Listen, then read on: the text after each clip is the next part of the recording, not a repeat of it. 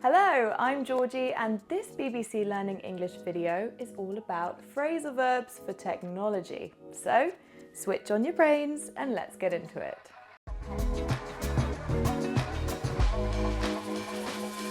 I need to set up an online bank account. I turn on my laptop and log in with my password.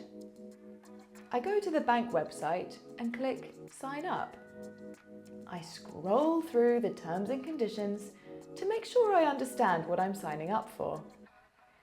After I've set up the account, I sign out, close my laptop and go and sit on the sofa. I switch on the TV, but it's not loud enough, so I turn it up. Great! Let's look at those verbs in a bit more detail. Log in and sign in are synonyms. They mean to enter your username and password to access a computer system. I need to log in, but I can't remember my password. The opposites are log out and sign out, to exit or end your computer session. After checking my bank balance, I signed out so no one could access my information.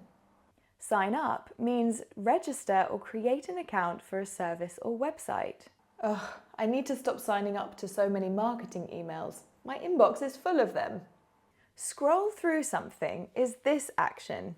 We move through information or images on a screen with a dragging or a swiping motion. Ugh. I'm sleeping really badly at the moment. I think I need to stop scrolling through social media before bed. Turn something on and switch something on are also synonyms. They mean to give power to or activate a device or system. They can be separated, so you can say, I turned the TV on, or I turned on the TV. The opposites are turn something off and switch something off, to stop the power of a device or system. Remember to turn off the lights when you leave a room to save energy. Turn something up means to increase the volume or intensity. Turn something down is the opposite, to decrease the volume or intensity.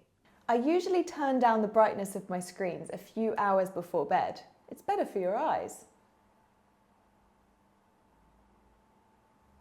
Finally, set something up means to start or prepare a device so that you can use it.